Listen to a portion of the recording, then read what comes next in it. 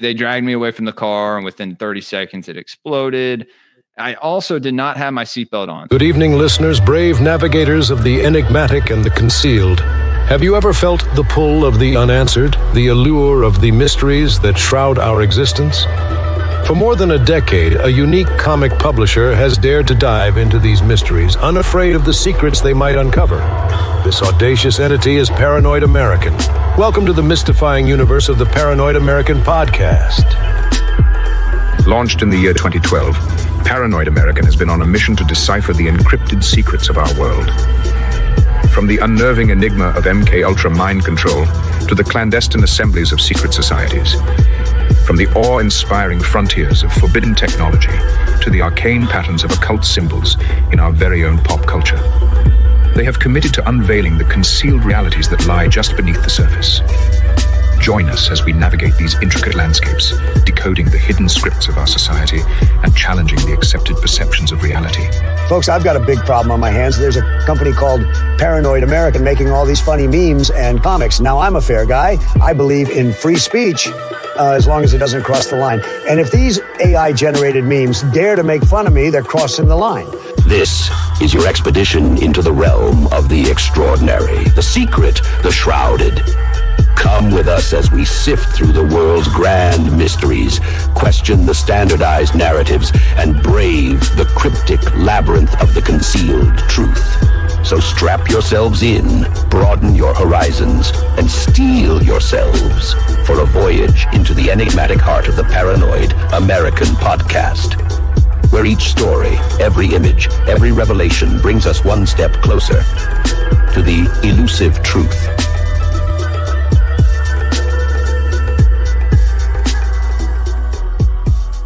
Jules from Greypilled podcast. What are you doing here? Oh, well, I just figured I'd stop by. You see, I heard there was a homunculus nearby. You're a super long overdue. We've been friends for a few years now. We've been doing sound science, I think, for over a year, like almost going on 2 years, which is a podcast where we break down music and we have musicians on, and we've had a bunch of people on, right? We've named some highlights of the people that we've had on. We don't do enough. I mean, dude, like, I know you're a real busy guy and I have some other shows that I do, but like, man, I really love doing that show with you because music is something that I've had since I was a kid, way longer than conspiracy and mysticism and anything like that. Dude, I mean, every single show for me, I still want to redo mine because we never got to listen to the music. We only got to read the lyrics and kind of look at the album covers and like a little bit about some of the symbolism and maybe some themes here and there. But,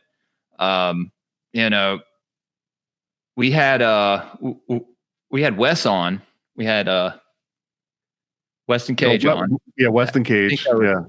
Yeah. That was a while ago. I talked to Wes, and he's actually going to come on, man. He's a real good guy. He's whenever he's done shooting this movie, of course, which is pretty wild to be talking to him. But Shane Cashman came on.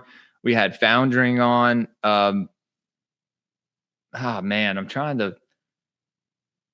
We've had a lot of people. I think that's a good top three. Not like in the best, but. Those are some pretty notable interviews that we've locked down. And you know what? It is a tough show to do because when we first started out, I think we were dancing around how do we play copyrighted music on podcast and not just immediately have it taken down. Like if that is just the thing that three people experienced for a couple hours and then nobody else, right? And the one thing we figured out is that we can only put it on Rumble. We can't put it on YouTube because YouTube will take it down and they'll strike the channel. And we can't put it even on like an audio podcast. And here's the reason. It's not even like the podcasts are trying to strike you down. It's that there's this weird legal area where that if you play music for a majority of a podcast, then it now becomes like a music broadcasting thing. And the podcasting companies don't have that particular type of license for publicly broadcasting music. So even if it's your own music and you just sat down and you sang for 2 hours or went through your own music, you'd still get your channel taken away. So long story short, there's no home for sound science with music in it. Cover songs? What's that? You can't even do cover songs? You can't, as long, like, if you wanted to just play a single song and then comment on it, so it's a tiny part of a longer bit of content, I think you can probably skate by with that. But most of even the podcast companies, they've got algorithms that'll just check and be like, oh yeah, the majority of this audio that was uploaded is music. And even if it's original, we don't have a license to broadcast music. We only have a license to broadcast podcasts. So it'll just get taken down out of their terms of service, regardless if it's copyrighted or original or whatever. So it's the only place that we can even do sound science is on Rumble, which is great. Yeah. Like, I have no problem doing it on Rumble, but it just sucks, man. It's like horrible that it's limited to just this one platform, and that's the only place it can, and probably Odyssey, and you could upload it to like archive.org or whatever. But yeah, Rumble and Twitter. And but like, you have a pretty big following on YouTube, so that is very unfortunate, dude. I mean, the slightest bit of any kind of music, in anything, background music in an edit, or like I have a lot of edits that I do. You know, I have this Twin Peaks edit and bunch of cool stuff. This worm edit that my the old guy that used to make the edits for Jose and Austin had made for me back when he was making stuff for me. Love you, Tim. Yeah, dude. Sorry, I hear in one ear. You're used to my kid screaming and making a fuss, one or the other. You know. But yeah, no, it'll strike your channel down. It'll lock your channel. Actually, my Spotify. It's like, I was like, wait, where's the song? You know. Like I don't hear a song, and it's like something that you played, maybe a clip of a video on Twitter. I don't know. And you're like, what? Unless you get the pass, if you're already popular enough that you've got like an inside connection. But anyways, that separate discussion aside, sound science, for anyone that's wondering what the hell is that, why haven't I heard about it? That's because we can't put it on any other platform other than Rumble. But Twitter's a little bit more ephemeral. At least on Rumble, it kind of sits around and you can go back and revisit it. So we sit down with some person. Sometimes it's just one of us, but we go through 5 different albums and we'll listen and we'll watch the music videos from 2 or 3 of the songs. We'll talk about what the lyrics mean. We'll get into like any kind of like other weird details. And it's not necessarily 100%. We have to decode and occultize everything. And it's not like everything has to be a conspiracy or politics. Sometimes, like Shane Cashman came on, just talked about how great it felt to be like punk and listen to punk music. And sometimes it's a nice retreat. And it also, I think, gives you more insight into what influenced people, like why they think certain ways. And so speaking of, we've gotten into your influences on sound science. We'll redo original episodes where we're actually playing music. You'll have to go just on Rumble to do it. But first of all, you got this Greypilled podcast. When you first met you were going hard on like Babylonian gods and all these ancient gods and how they use syncretism to kind of like blend into modern day. So give me like an overview of what the hell you care about. Like, how come you're not just like sniffing oxy somewhere? Well, funny you say that. Due to my past. Oh, you were doing that before you joined? Yeah. Once upon a time, you know, in some past life, some ethereal. Are Babylonian gods your anti-drug? You can say that, dude. You can say that conspiracy is, and I mean, dude, that is a common theme I've found meeting different people in this little world of ours. Is there a lot of them are like ex-addicts or whatever, recovering alcoholics. Like, you know, it is like, it's almost as if addiction is like the spiritual journey that if you come out on the other side more refined, I guess. It's like a Dark Night of the Soul allegory or something, hidden in there maybe. Yeah, or like going to jail. Well, one of the two, like going to jail rock bottom. Because I'd argue, like, if when you hit rock bottom in any way, you're doing shadow work. Maybe it's against your will, but like there you are, like in the gutter. You're kind of having to do shadow work, even if you forced upon you, basically. Yeah, and you got to get spiritual. I think it's for the better, dude. I mean, because it's like, okay, you can face your demons or whatever, and you can work past it. And most people come out on the other side of it, and they end up doing pretty well for themselves. Or people succumb to their demons, and they live in fear, and they just live in this perpetual cycle of blaming everything on everyone else but themselves, and they keep going to jail, right? They keep they keep kind of looking more and more decrepit, and before you know it, they're one of those zombies on the streets out there in LA or Oregon, Portland. Zombies got good stories, though. You'll get a good story out of one of those zombies. Dude, it was sad. There was this one chick that I knew that grew up like in the country, like 30 minutes south of me. And she was on that Soft White Underbelly show, just like smacked out in California. And she was such like a quiet, just like a scene girl growing up, but like came from like what I thought, a Christian family or whatever, she always seemed pretty, just, like a Southern, clean cut Southern family. That's what she seemed like growing up. I don't know. All right. Baptist or Pentecostal. I've seen that shit happen to people, man. It's wild, dude. It's wild. It was weird seeing her on there too. She lied a lot about her childhood. That she was like abused a bunch and this and that, and everyone was in the comments just like, no, you weren't. Like, we all grew up with you. Like you came from a good household. Like, what are you doing? And she was talking like black and stuff. It's just real, just like, it's tragic, man. She died. And it's quite a segue. Well, dude, she has a kid she left behind, I'm pretty sure. It's just fucking sad, dude. It's sad. He'll make good art, though. Mississippi, bro. This is like the edge of existence, man. The last frontier, I'd say, to be quite honest with you. Somewhere where you can come and buy land and you can maybe be secure. I've never heard to Mississippi referred to the last frontier before. I thought that was space already. Jackson, it looks like a damn war zone. It looks like Black Hawk Down, that movie. But there's garbage everywhere. It's awful, man. It's awful. So how do you get from there to Babylon? Like where the hell was that connection?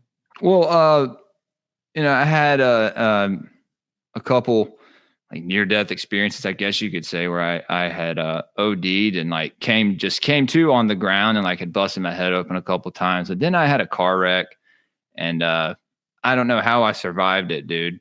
I just woke up in the hospital with a brace on my neck. There's a picture somewhere, and I have not posted it. I don't think. Maybe I have. I don't think I have, though. But I'm gonna post it just as a fucking, just as a little what's it called? A little bit of a testimony, I guess.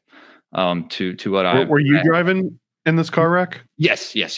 I was driving. Me and my wife got in an argument, and I basically chose to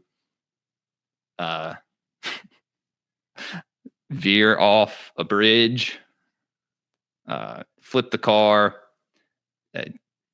I remember coming to a little bit. I vaguely remember this black woman just crying, and she was on the phone. She was just like, I think the man dead. The woman alive, but the man dead. And I wasn't dead. Maybe I was out of my body or something, and I was seeing her do it. But apparently they dragged me away from the car, and within 30 seconds it exploded. I also did not have my seatbelt on. The seatbelt was not jerked away. It was still in there. It was burnt up, still on the seat. So I should have been thrown from the car. Something kept me here, dude. And I don't know. Maybe it was my spirit just I started to seek a higher purpose for existing. And I had a son, I had a young kid who is seeing his dad go through hell, quite literally. And yeah, man. So, you know, kind of coming out on the other side of that. And, you know, I had started What year is this, by the way? Like when you say coming out on the other side of that. This is 2016. This is around when Trump had gotten elected. Like 2016, 2017, 2018 is when I got in the wreck. At the very end of 2017, like like the first week of January, I got in a wreck. I'd already went to jail twice the month before. I don't want to. What was it? Twice? 3 times. You don't have to overshare. You don't have to get it 3 times. No, twice. It was just twice. I want to say it was just twice. And at this point, when you're getting in trouble and you're going to jail, do you care at all about Babylon? Like, are you looking into ancient deities and research and all that? I was looking into. I was more into looking into symbolism, like the Illuminati stuff. You know, my wife has shown me Bohemian Grove when we first started dating back in 2012, 2013. That's a keeper. Yeah, dude, definitely. It got me looking into the Rothschilds and occult symbolism, though, like you know, like the Osiris slain, Osiris risen, all the stuff that the celebrities do, right? Like that's really what I was on for like a year or two, and just looking into the Rothschilds, and like I started learning about the Black nobility. And we're going to get a little disclaimer now under this video. It's going to be like the Rothschild family. Oh, due to conspiracy theories.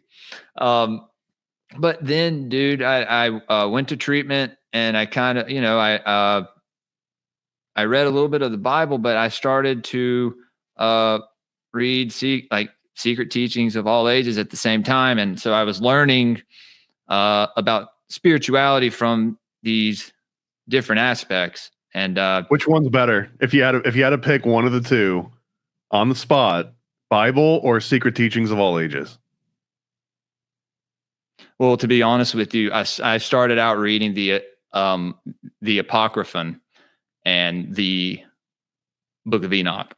So okay, so you didn't start with the Bible; you started with the Apocrypha. Yeah, I started because I had, you know, I knew what was in the Bible. Like I knew the basic like themes and allegories and stories, and you know, I knew because, you know, I was raised going, well, you know, I was my grandfather was adopted by a Jewish family, so I was raised in the synagogue until I was 13, and something inside of me told me, hey, this isn't for you. These people don't like you or your mother. Maybe, I mean, dude, if you've seen a picture of me when I was a kid, I look like a young German lad. Like I should have suspenders on and like be skipping through the meadow with a hat, you know, like blonde hair, you know. So like it I don't know. I didn't have a good experience. And so I started playing punk rock and skateboarding, and, you know, I was an atheist. I was pretty anti-God in my teenage years. I would tell people God's not real and like laugh in their face and you know, just being a jerk. You know, I was just a jerk. You shouldn't do that to anybody, even if you do. Yeah, but that's so 90s. That's so 90s. Yeah, dude, you know, oh, bro, trying to be it was a vibe. That's what the kids would call it now, but that was like a whole vibe. We wear right? shirts with like upside down peace signs and shit, you know what I mean? But you know, so but at the same time, when I was a kid and I was going to the synagogue, my friend Nick, his uncle was a pastor of a Baptist church, a very small Baptist church called Key Point, and I went there every other weekend when I would stay with him. And my mom was like, well, you have to go to the synagogue. So, you know, and it's funny. It's funny though, that later on I find out that, you know, I'm not Jewish, and I have learned to embrace my European heritage, and, you know, that. How did you find out? Did somebody like break it to you? They're like, hey. Well, my mom found out that my grandfather was adopted, and my grandmother converted. So there's no lineage to my grandmother. Her parents are Baptist. And my dad was raised in Church of Christ, so he's not, you know. And my mom got a DNA test. I got a DNA test. We're both 0% Jewish. So if my mom's not Jewish, my grandfather's not Jewish, I'm not, you know, and I'm 99.1% Northwest European, you know, that something, something that I never knew that I was. So like my identity, my whole life has been something different. I also thought when I was younger that I was black, and I went to an all black school. I dabbled in the streets and the drug game, and I was a rapper, and But like I told you, I was also playing punk rock music and skateboarding, and like going to parties and stuff, and like so I was kind of an anomaly. I guess you could say. I think all white people go through some version of that. Like, look at even Elizabeth Warren, right? Even she went through the exact same phase. It just lasted longer, but everyone kind of gets tricked into thinking by their grandparents that they're another race or another religion. Happens all the time. Well, my grandfather's sister, dude, when he died, she didn't she treated my mom, my aunt, and my grandmother like complete garbage. They didn't talk to us for almost almost a decade, I think, and then tried to make nice. And I'm just like, and now I'm just looking back and I'm like, no, he still doesn't have a headstone, And I mean, you could look at my grandfather and tell, he doesn't, he looks European, and okay. But anyway. So you started out Jewish and then you turned atheist. At the same time, going and learning about Christ, I stood up in the synagogue once and said that Jesus was a good man, and I got like reprimanded for it, like pretty harshly. I also got my face pushed in a song and in a prayer book one time and told to kiss it because I was like hitting on it with my fingers because I was a drummer, and so that was fun. Like it was like you were bruising it and you had to like kiss the boo-boo. Dude, yeah, kiss this. Or maybe I was hitting on it with a comb and he threw the comb and called it trash. He goes, "That's trash. This is holy. Kiss it." And that's traumatic for a kid. And like I didn't remember that till years later. I was like, "You motherfucker." But so yeah, and then I was an atheist through my teenage years. I have my son. I moved in with my in-laws. I quit partying so much. I kind of become a homebody. Well, I'm still partying. I mean, I'm not going to lie. You just came back from a party. I start to get into conspiracy, and I start to get a little spiritual. I start to learn about the Bible and stuff, but I hadn't gone to church yet, or been baptized yet, or anything. And then so I went to treatment, read the Bible when I was in treatment, but also was reading other things and kind of correlating the two. And the story of the fallen angels fascinated me. Just thinking back to ancient times, and if they were physically here on this earth, it's just like something that kind of like gave me a, semi. Gave you a semi thinking about angels? Yeah, dare I say. Yeah. Back first learning about it. Yeah, man, you saw my Pantheon charts, dude. I was going schizo. So I had this understanding that was a little more mystical of this, of the Bible in general, of Christianity, of the entirety, of everything. And so getting out of treatment, I kept learning about more and more, then I start to learn about Sumeria and these pantheons, and I start to read Sitchin, and at the same time, still reading Hall, I start to read a little bit of Rudolf Steiner, start to learn about Lemuria and Atlantis. And, it wasn't until I started podcasting. And by this point, I'm a Christian, and, I consider myself now a follower of the Christ. I use other terms. What denomination is that, though? It's not. It's so just generic non-denominational Christianity. Just a guy in his Bible. Yeah, but not really the Bible, dude. Like I'm more likely to have the Book of Enoch with me. You know what I mean? Well, I mean, doesn't it have to be the New Testament if it's Christian? Well, that's where the problem lies, doesn't it? So most people would say that I'm not a Christian. I mean, I definitely would not say Christian if it's the Book of Enoch. The Book of Enoch predates Christianity, right? Well, right. So this is where, I start to get into, I learn about ancient symbolism and how all these other stories have these other meanings. And I start reading a lot of Hall's different treaties and,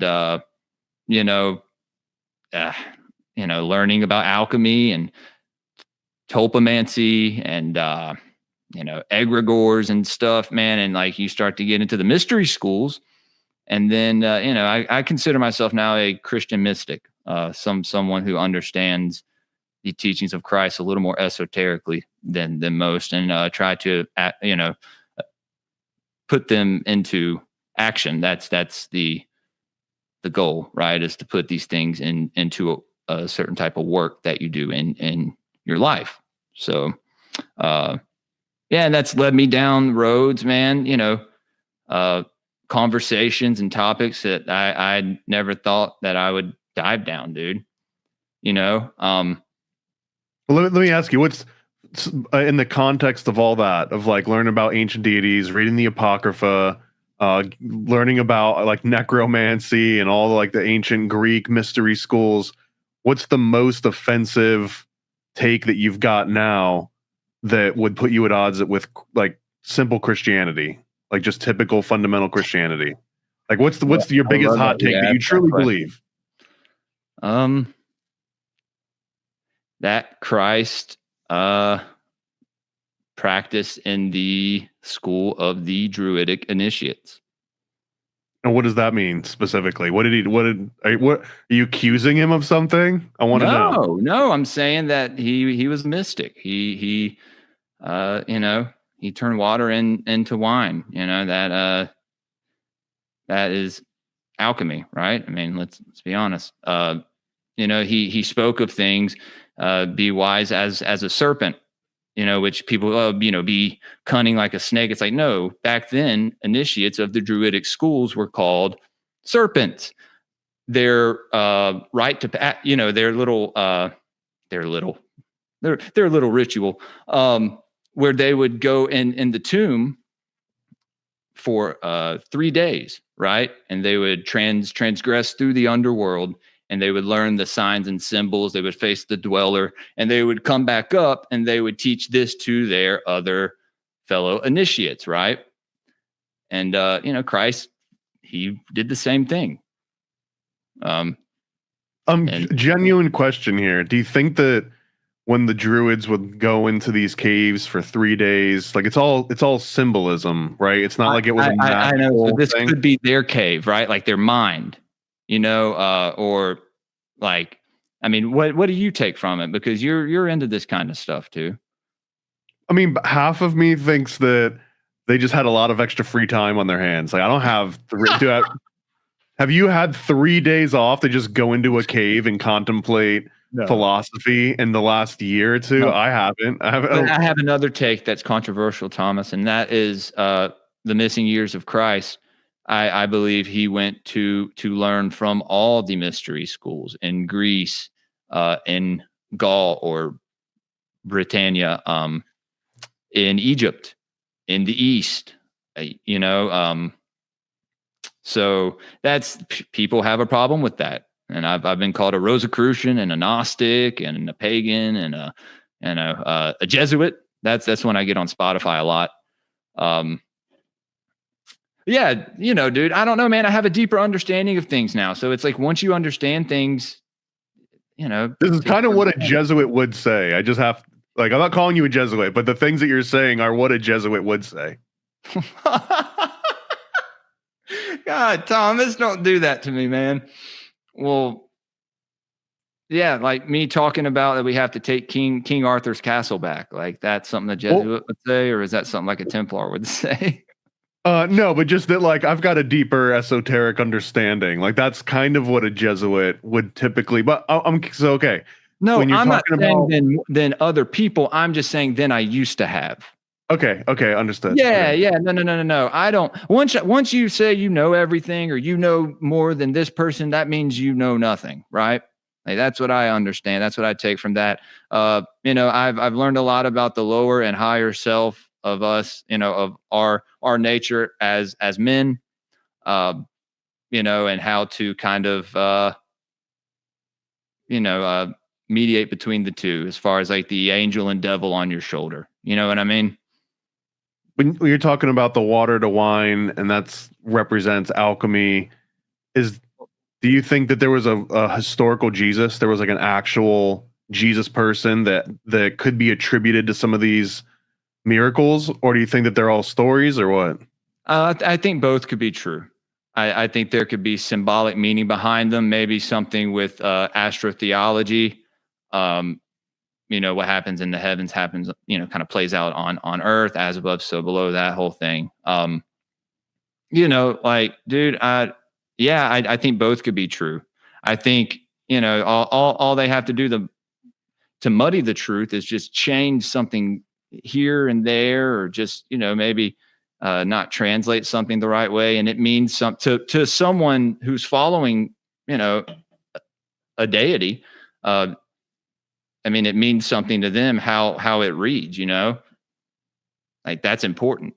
And so I don't know, man, I just, I think there's multiple ways to interpret it. I think that it was written for that purpose, Do you think that there's something that's because when you say that you identify as Christian now, right? Is that meaning that that's the closest one to why don't you say Mormon? Why don't you say Rastafarian? Why don't you say any other version that's kind of Christian adjacent? Is there something specific about Christianity that you think? When I've the teachings of Christ, when you apply some of those to your everyday life, it makes it makes things play out, right? Like I've witnessed prayer and then things being manifested, the next week in my life, and I've felt the Holy Spirit before, which I know people think is silly, but that is the rising of your spinal fluid. When people feel the Holy Spirit, they feel that feeling. That's because, and people would say that's problematic, but that's just, the occultism of our bodies, like the occult nature of our bodies or whatever. Who gets offended at that? If you say that the Holy Spirit is what spinal fluid rising, who would be offended by that? Well, most Christians would be offended by that. Well, I mean, you identify as Christian, so.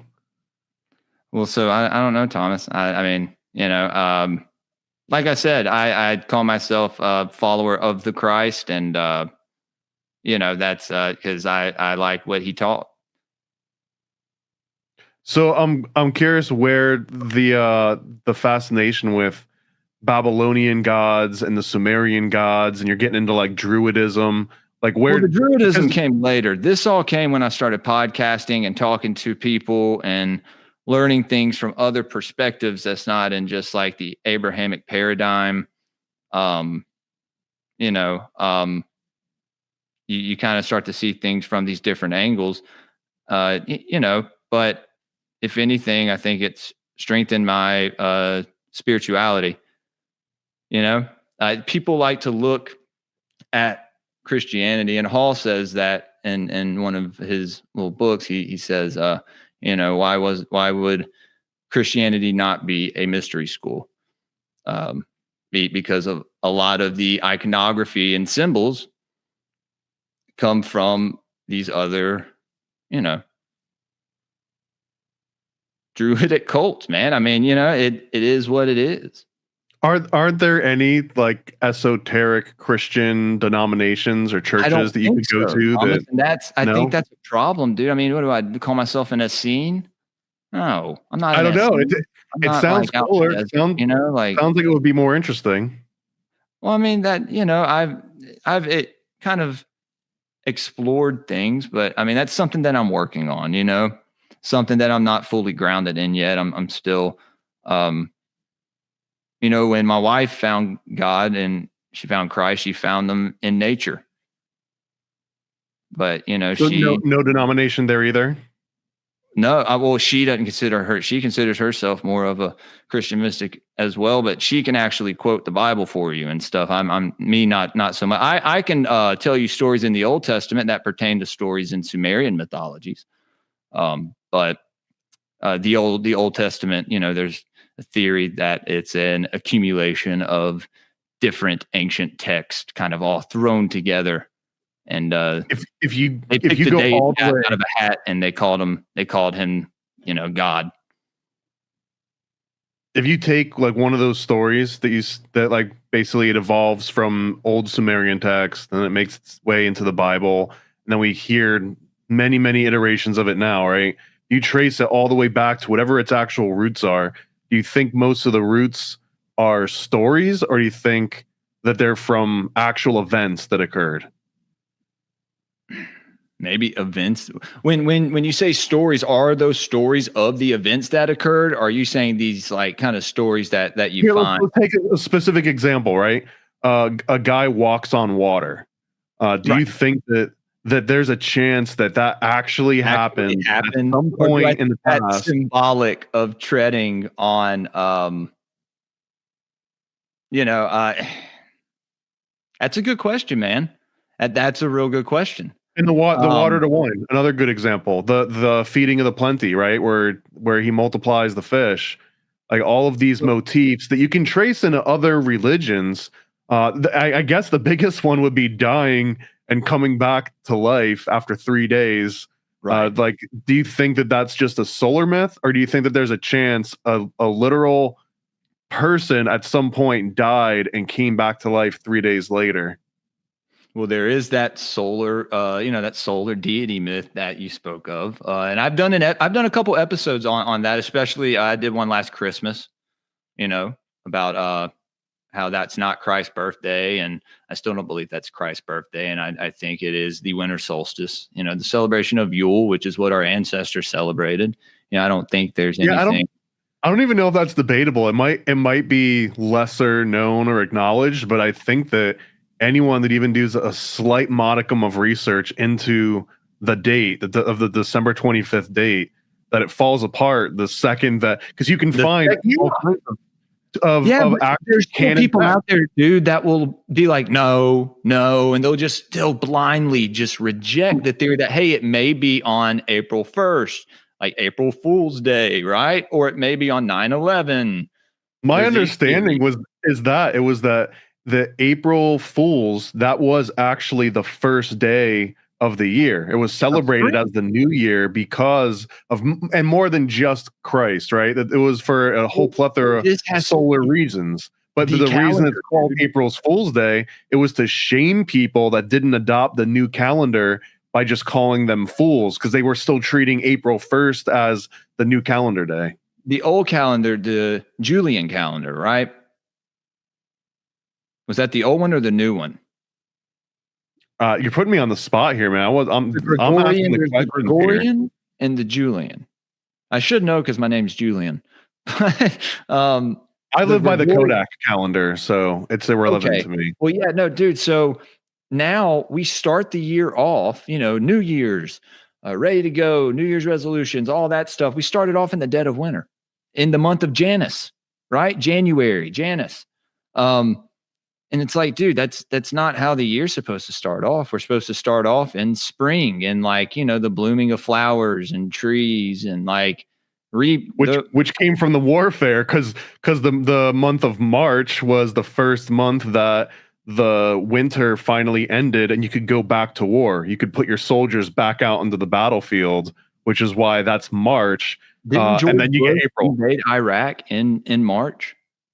I mean, it would make sense and it's not just, it doesn't have to be for symbolic reasons. It can also just be because it's been advantageous. Like that's the whole point that it was called March, I believe.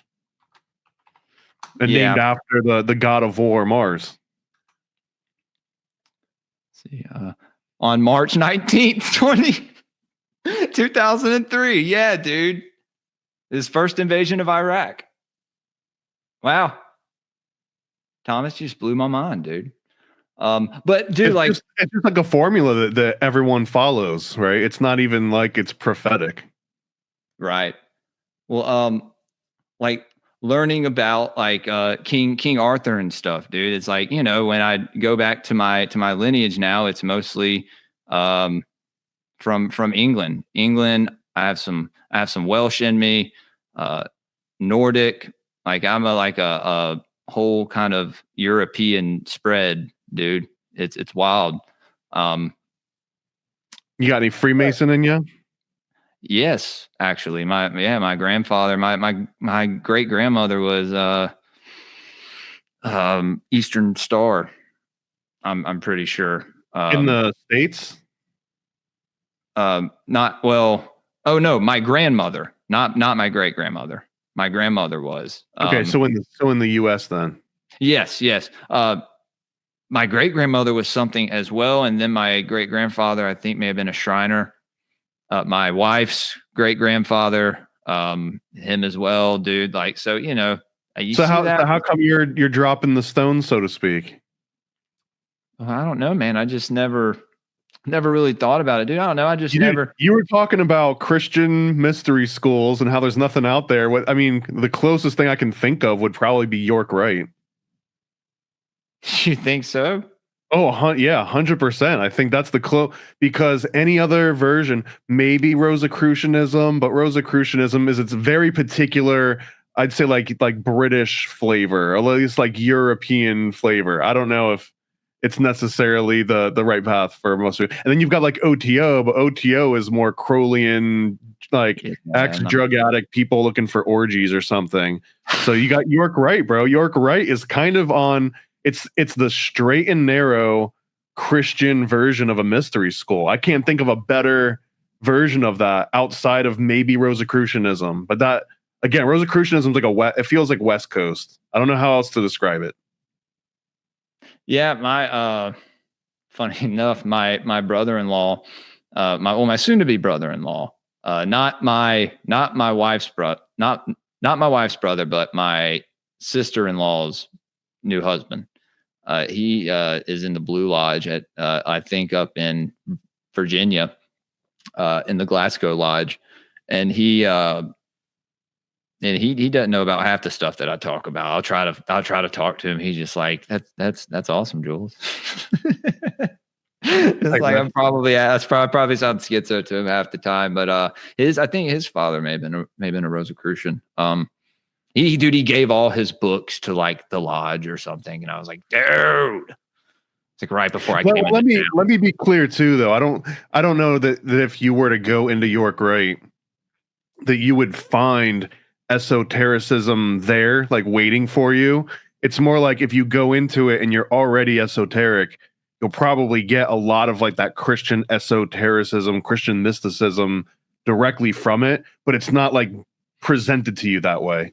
Well, and then the thing that Christians don't understand, especially the hardcore, like I've heard some people refer to them as like crusaders. They'll talk about knights and and it's like, dude, the knights were a part of an esoteric order as well. Like, dude, yeah, you had to do training and fulfill your oath, and they're basically Muslim. I mean, if you were to like strip away all of the other labels. That's wild. That's wild. You say that, man. That's crazy. I'd they'd have to be, right? They were so inundated, especially during all the Crusades, that you'd have to at least understand that culture, maybe even more than your own. So I've seen the 13th Warrior. So okay, I know that qualifies as enough research, I think. Like everything I know about Japan pretty much came from Tom Cruise in The Last Samurai. Which is how it should be. You would love the Han Dynasty show. What's it called? A Tale of Three Kingdoms.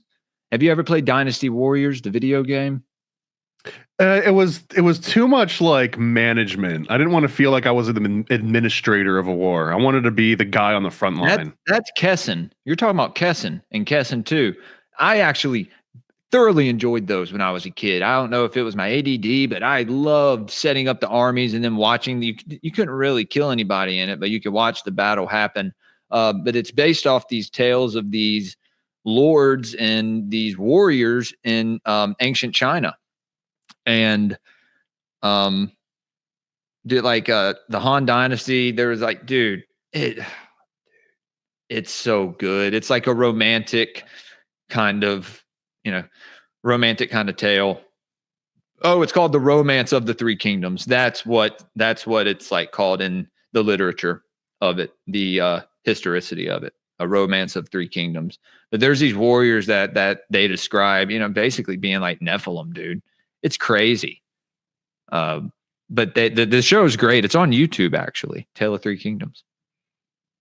Yeah, I don't know nearly enough about China. And in fact, I'm still just trying to learn enough about the US. I just barely start reaching outside of the US if I absolutely have to. But even when I find my research wandering, I'm like, why the hell am I caring about Italy right now? I should care about the heartland of the world. I should care about the USA. And then I try and find something cool that we did instead. No, I think more of us should focus on our country, especially our country. We know that's probably not going to happen, but I've never left the United States, actually, dude. Like, I don't even think I've left the South, to be honest. You got a passport? No, not yet, but I'm getting one this year, and I'm going to stay with my brother-in-law on that island. On that island off the coast. Okay, so you're gonna be as damn near international as you possibly can be. You're gonna be the opposite side of the world, and I'm gonna do a stream from there as well. Gonna do a few streams. So where's next after that's the first, like, what's your top list? Where are the 3 places you'd want to go? Are you going to like the pyramids, or are you going to like? I would like to go to Egypt, dude. I'd like to go. I would love to go to Scandinavia, and the Netherlands. I'd love to go to Iceland, Greenland. I'd love to go to Alaska. Okay, this is like a $30,000 trip already. Yeah, dude. No, somebody. Hey guys, Cashapp, Jules Preston. If you want to fund my Jules across the world. Yeah.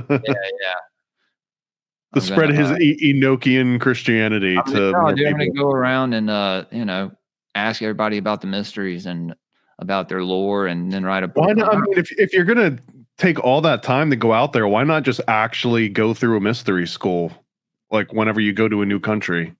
Well, that's what the Greypilled Patreon has kind of become, dude. It's kind of become its own mystery school. We have this, we review these books and we kind of read them and. And not in itself, right? Like, there's no initiation. But I mean, you got to join. Doesn't sound like a mystery school to me. If it's a mystery school, it's got a real initiation. I know. I'm just saying. In the sense, it's a play on words, obviously. Thomas, have fun with it, dude. But that's that's where I do a lot of my reading. Reading. Am I reading right now?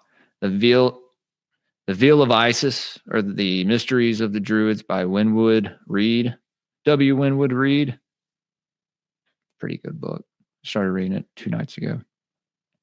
But that's something else, dude. Like, when I first started to do all my podcasts and stuff, like, man, my lack of knowledge of certain things was just like, I don't know. It's you have to kind of reevaluate some things, and when you've spent a lot of time doing research on certain topics, that it's like, damn, man, I have to go and look at all of this again.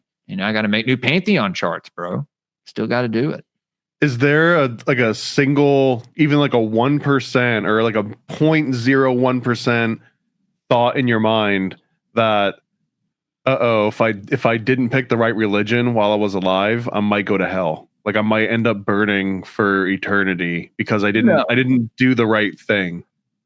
No, well, one thing, dude, hell isn't even in the Bible. That's just that hell is the goddess of Helheim. And so I don't really fear death because it's certain, right? It's like something that's going to come. And when you face something to where you've like thought you died and then you didn't die, like, it's kind of, I don't know, it's not as frightening. But and that's something that I've been talking about a lot lately, is people's perception of things and fear. And a lot of content pushed out is like fear-based. It's like fear porn. You know what I mean? But it's also pretty exhilarating. You know, I mean, it's like a rush to like, connect some kind of like deep conspiratorial factors, and you're like, oh, holy shit, like you get a burst of adrenaline or dopamine, or and so let me take some questions. I'm going to take them out of PCP at the end. We'll do some other ones, but like I've got some typical questions I'll usually ask, but I'm genuinely curious, and I want more than just like ratings on these. But do you believe in ghosts, for example? I believe in ghosts, and even different types of ghosts, dude. Okay. Do you believe in demons? Demons, not. You can't say like a Greek daemon. I mean like a demon, the same way that you would have learned about demons like in a traditional New Testament based Christian organization, Protestant, Baptist, Catholic. Like that every disembodied spirit is a demon? I don't necessarily know that that would have to fall under that, but demon being like a malevolent, evil fueled, like bad creator. Do you believe that those exist? Again, I also think there's different types of like lower level entities. Yeah. I guess you could say yeah. Okay, so like close the gap here for me, that where demons can exist but hell doesn't exist, because hell just kind of sounds like the projects that all the demons go back to at the end of the night. Well, Sheol or Gehenna, whatever you want to call it, that's what it is called in the Bible. I think Tartarus. This place that's separation from God, and I think people. This is where someone can place themselves directly. Even thinking that they're saved, they live their lives attached to their lower nature in this material world, and or maybe not kind to animals or cruel to children, or but they think that just because they're a Christian that they're going to go to some heaven, and it's like, no, you've created your own personal hell for yourself, and that is what you will perceive when you die. What do you think about animals in all this context? What about animals? I love animals. Okay, no, we're not talking about hurting animals. We're talking about like, do animals play by any of the same rules that we do when it comes to spirits and consciousness and all of that? Do you think that like there's asshole animals that would be plagued by demons versus like more virtuous ones? Like, is there morality in the animal world of any kind? Yes. I do believe that. Especially, people say it's how you raise a certain, it's how you raise a certain animal. And if something is an innocence at birth, or like a small baby animal, and you raise it, you abuse it, and it loses that it doesn't wag its tail so much, it doesn't smile, a dog smile, it doesn't smile so much, it loses that what I guess you would say, if a dog had a higher nature, it loses that connection to it. It attaches to something primal and fear, right? We talked about fear, and then maybe something can attach to that, right? That energy. I don't know. And that would be a demon. Yes. But I also think we create our own demons, dude. Yeah. Do you think that we could put demons to work potentially? Absolutely. And that ties into servitors and all that stuff, dude. Like the egg. Like what's a practical application that we're like, hey, we figured out how to control demons. Here's the first thing we're going to do with them. We're going to inject them into the youth, through subversion and culture and arts and academics, and like is this like What's up? Who would do that unless that was also like, does it start with a demon jumping into a politician and then the politician's like, I need to get some more of my homies up here, and then they're like sliding demons into more and more of the youth, or like what would be behind that push? Some kind of adversarial, I think, group of entities. People like to refer to Satan, and you know as well as I do that Satan is a title. There's certain deities throughout certain texts, I think, refer to Satanael and Hasatan, stuff like that. And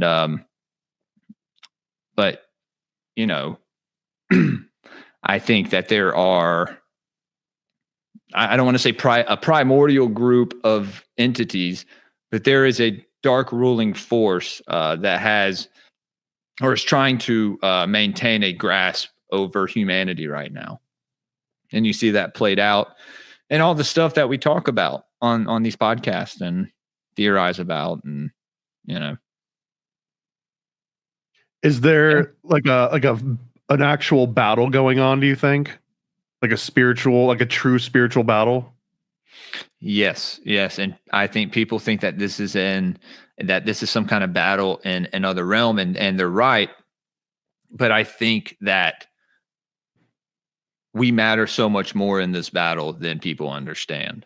And so people kind of disregard it, and they just go and they watch their football and their sports, and which, you know, I love Tennessee football, even though we suck. But you know, man, like, you know, they like I said, they cling on to this all these distractions that we see every day in our world, and that you know, I'm starting to realize as I learn more and more about the esoteric and all this deeper knowledge, you know, to stay away from certain things, and how certain, that's another reason that I dive into it, dude, is to be able to like recognize when this occult symbolism is being used to hypnotize us and mind control us. And like, you know all about it, dude. Like you've done such a good job putting out those pamphlets and like letting people know, like, hey, this shit is real. You know, like it may take a comic for you to learn about it, but it's real. You know what I mean? Especially, I really appreciate you. I've been sending them out with all of my Patreon sticker packs, and it's been making people real happy. So, hey, did you hear that? Yeah, if you sign up with Jules' Patreon, then you'll get Paranoid American Comics for free. Yes, thank you, Thomas. Yeah, then that's like I said, that's something people come, they sign up, and they can come learn it. Like, let me show you. This is a book we're reading right now. The Adepts in the Western Esoteric Tradition, and it talks about the orders of the quest and all of these groups throughout the time from Druidism to Christianity, right? And how they were kind of all stomped out, you know? And it kind of makes you wonder why. Doesn't that just mean that they weren't as good? Yeah, I don't know about that, man. I think entertain me, because here's an honest thought that I've got on that kind of a premise.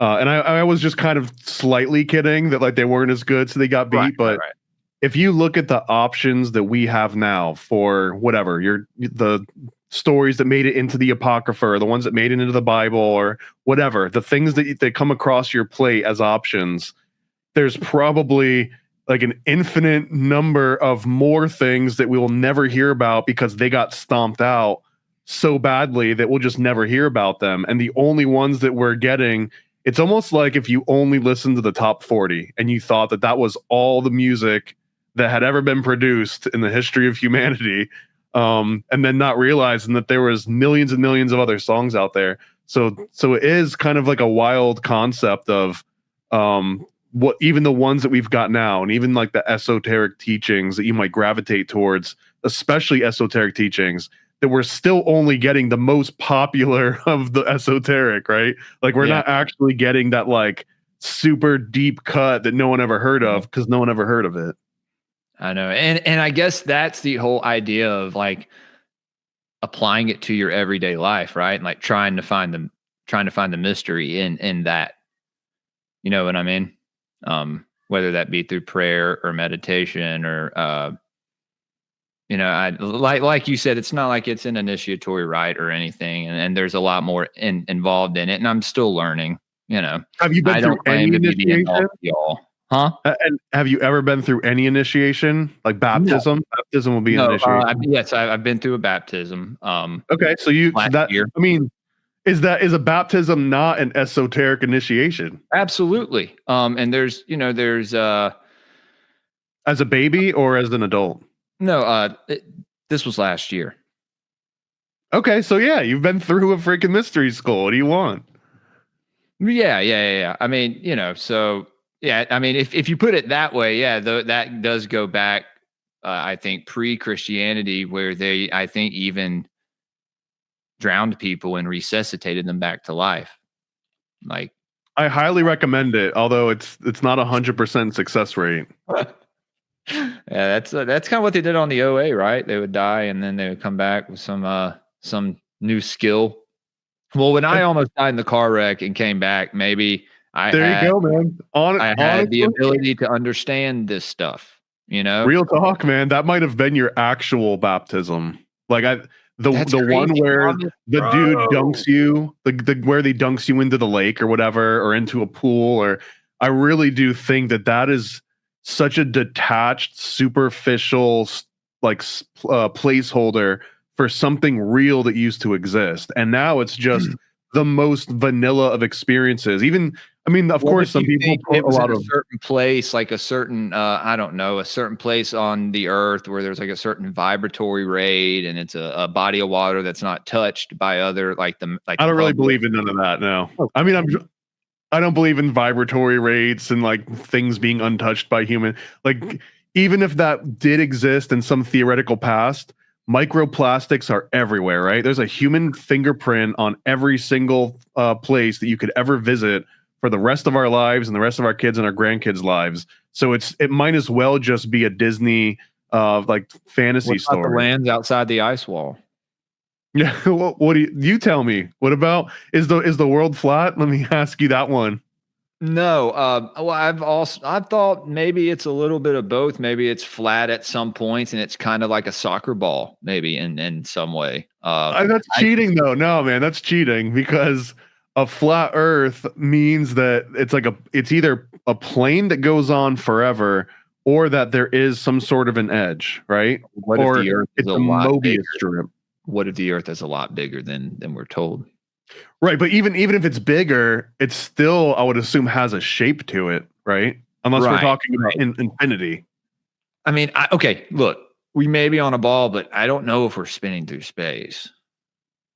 Yeah, I mean, do you believe in the theory of relativity, or is that like Einstein, Rothschild, psyop? Einstein was faking gay, wasn't he? Wasn't in his wife? Okay, I don't know. I don't know if he necessarily was, just because the math isn't he something looked like a genius. So it's not like it's not like he invented things. He found things that you can show to other people that they can independently verify. So like the whole concept of relativity, though, means that like even if we're going 1 mile an hour or 1,000,000 miles an hour, it doesn't really matter, because that's so far outside of our localized experience that it's irrelevant until you get into astrophysics. Well, I do think the Earth is hollow, so if that counts for anything. Okay. well, you mentioned you opened the door on the ice wall. So is there an ice wall? Is there land beyond an ice wall? I mean, dude, I don't know. Why can't we go down there? Why? Like, yeah, you may die, sure, but if someone wants to kill themselves, don't let them get in a pod and put some kind of gas in there. Let them go down to Antarctica and get eaten by giant ice spiders, dude. You know? Or the Aldebaran city that's down there in the entrance to Hollow Earth. I mean, legitimately, if you go a little further, you'll reach Agartha. And then if you go up a little bit and to the north, you'll reach Hyperborea. So is this all real, or are you being facetious right now? I don't know.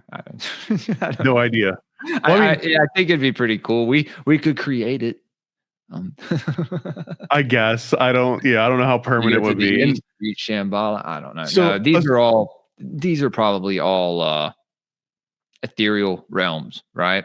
I had Stein Fox on from the Greyhorn Pagans podcast. I think you're friends with him. He's the homie. Oh yeah, no, he's awesome. Yeah, dude. He came on to just talk about the 9 realms and the Aesir and the Vanir, and just to hear it from like a Norse pagan's perspective, dude, is there's so much more to it than what they tell you. Like, yeah, it's all demons. It's like I don't think so, man. Like, well, so that's actually a motif, and so this is like a weird trend. I can't remember who I was talking to recently. I don't think it was on a podcast. It was like just a regular conversation, but it was right after 2019, 2020. There's this huge influx of new conspiracy theorists because there was a lot of people that were forced to question like whatever the narrative was because of their job and just because of general practices, right? And it forced a lot of people to come to terms with that and start looking into other things. And you just get this big influx of new political people, right? And they're like new into the space. And then out of that huge wave, there was a non-insignificant portion that start gravitating towards, we'd say, like Orthodox Christianity. And that this in particular, this version of Orthodox Christianity, I think it does compare a little bit to like the fundamentalists that you're mentioning, where like ghosts are demons and psychedelics are demons and ancient Sumerian text, all demons. Like everything is a demon if you oversimplify it. Yeah. I mean, no. I expect, dude, when you start learning about the symbolism and, I mean, these people, if they venerate some of these deities and they were demons, then this guy would have a demonic presence, right? Like he doesn't at all. Sweetheart, like great guy, one of the nicest guys, and I'm pretty good at discerning. Wait, are we talking about an actual person right now? I'm talking about Stein. Yeah. Oh, okay. I thought you were talking about a hypothetical. Well, he was, he's talking. He venerates the Norse gods, and like if those were demons, then he would be, I think that you'd be able to see that, right? Like that would manifest through him. But he's a great guy. He's a great father. He's just a great dude all around. So I just don't believe that anymore. I maybe used to, but as you learn, dude, I mean, I don't know, your beliefs shift here and there. I still think that but there are still lesser entities in every culture. There are what you would call demons or these malevolent deities, I guess. Well, let me ask you this: what about like a Satanist? Would you entertain Satanism as possibly a valid approach? Creating, they're worshiping. It's the worship of self, right? The lower self, all the lower self, the carnal nature of man. But I think they're creating some type of servitor Satan figure. I think that's what the Catholic Church did when they drew the Red Devil guy. They created this guy that lives. The same thing with Slender Man being a tulpa dude.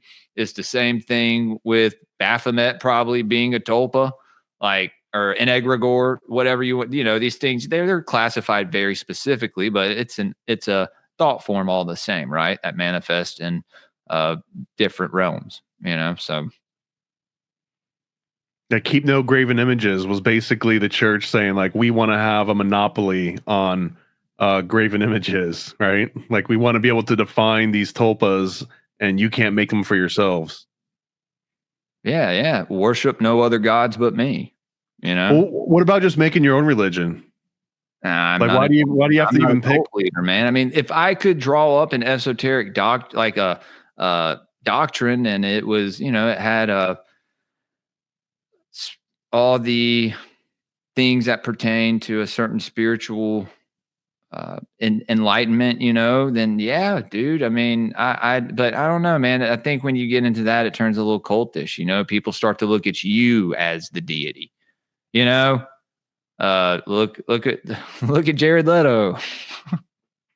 I think he kind of did that on purpose, though. I don't think he didn't just like fall into that on accident. I know. I was that was a slight joke. I mean, one of the reasons I was asking you about the animal thing earlier is because my very limited understanding, but that it almost sounds like you might be a good fit for Rosicrucianism after all, because I think that might have been one of the tenets is that that animals are lower life forms in like maybe a mistranslated way, but they're lower in that they still have the same spirit that we have, but they can only contain so much of it, so they don't have the capability to have like the higher order level of thinking, but they will on the next go round. Dude, dog is God backwards. You know, so I'm glad that more people are starting to come around to this. Well, hey, dude, I mean, these are just truths. And I mean, if anything, people should question them anyway, bro. Like, here's what I have to say. What happened to question everything? What happened to, it seems like people are kind of, I don't know, they're putting themselves in a box now.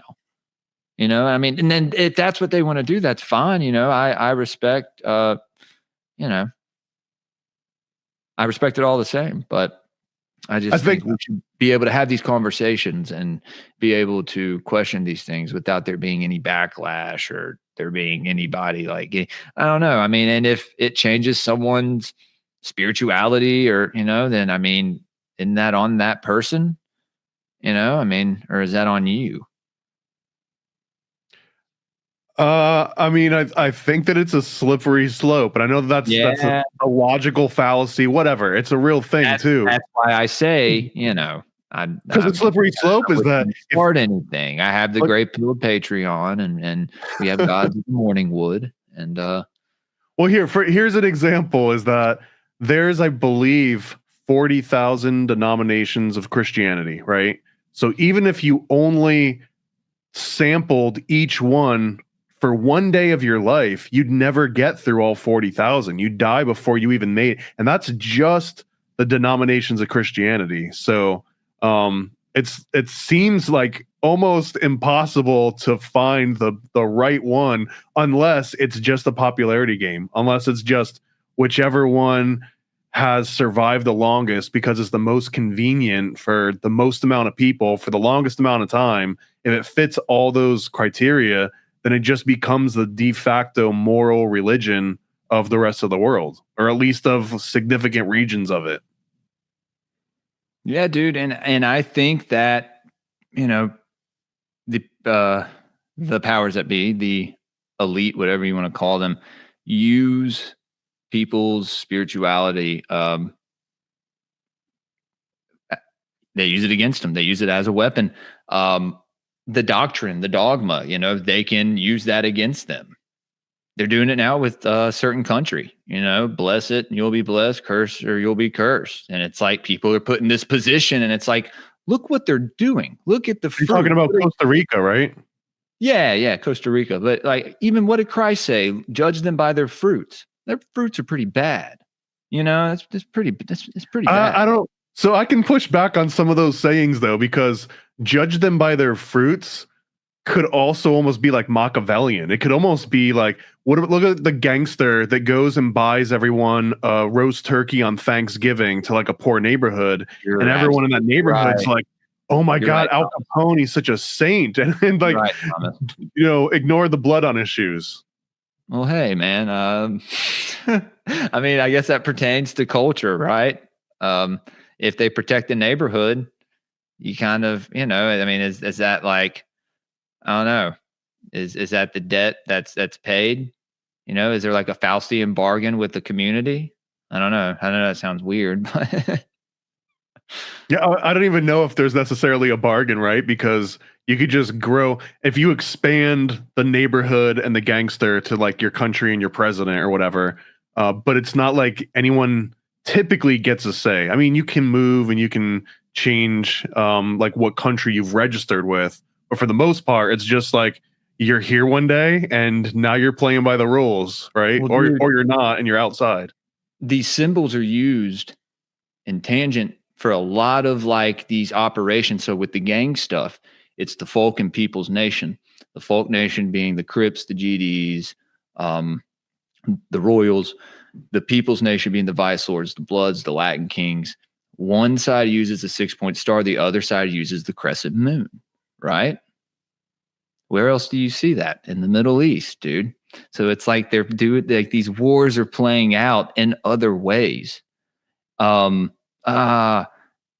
Yeah. So when you're reading Manly P. Hall and some of these older esoteric treatises from the early 1900s,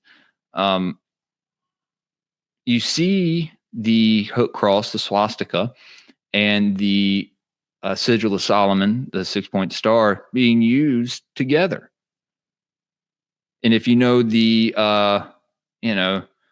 relevance behind these two symbols, then you would know that they're both used for magical ceremonies. But I digress. They basically, so by using these in World War II against each other, this is like sigil magic, bro, on like a mass scale, dude. What do you think about that? That's something I haven't come out with, but I'm now dropping it. I got to clip that. Okay, that'll be the clip. That'll be the intro. I don't know. I don't really know if I have any strong opinions one way or the other, if that makes me boring. But I think that it's fascinating that there's certain symbols that people gravitate towards. But I think it might be more practical. It might be more like I'm a tyrant or I'm a leader and I want to have this huge movement and I'm just one dude and no one even knows who the hell I am. How do I make an impression? Well, let me find something that people already invested in that doesn't really belong to any of them. And that could be a symbol. It's like if I can take a symbol that no one else, it's almost like going and finding a good domain name, right? It's like, is there one that hasn't been used for 100 years and I don't have to pay anyone to use it? And then you find it and then you can repurpose it. So when like Hitler finds the swastika, then he has an incredibly potent symbol that has a lot of deep meaning behind it. Even if, I don't know if I believe in epigenetics, but even if you don't know what it means, you see it and you're like, oh, wow, that's something. That's not just a random scribble that I'll forget. It's like you see this symbol and actually has something to it. And I think that you can turn that into rapport. You can just transfer the energy in that symbol into financial energy or political capital or something, but it doesn't necessarily have to mean that there's magic happening. Right. Yeah. That's what, I don't know, man. I think, and that's when you talk about like, yeah, people would benefit off of learning about, sigil magic and, ceremonial magic and Enochian magic. But then you think about it and you're like, well, wait a minute. What if some of these people aren't, like you said, the whole Machiavellian thing where it's like, this person acts good on the outside, but then, you kind of use a different little reference, but I guess more along the lines of like a serial killer, like they're, clean cut, but then behind the scenes they're bad. They get a hold of this knowledge and they could really wreck shop, or just become obsessed with it. And now the symbol and drive themselves is doing insane. it. Yeah. Is it like the number 23? Is that it? Is that the right number? Dude, I need to watch that movie again.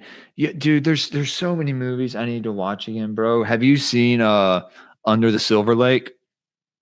Yeah, it's about where there's this one music producer that's behind. Cult. Yeah, about the Egyptian ascension cults and the virgins, or not the virgins, but because they were prostitutes. I mean, that's kind of what we're talking about a little bit, right? It's that there's these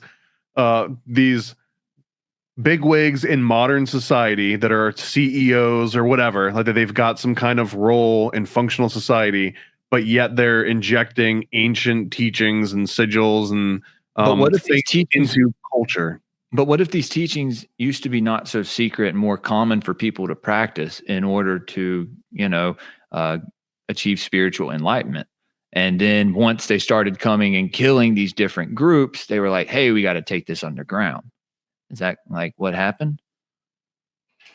I mean, that's literally the story of Carthage, right? When the Israelites and the Romans later decide, hey, we don't want these people sacrificing other people in public and then having these big public orgies. And then that gets driven underground because it's kind of no longer in vogue, right? But it's the premise. So there's that, and that, I mean, hey, I think that's going to go on regardless. You know what I mean?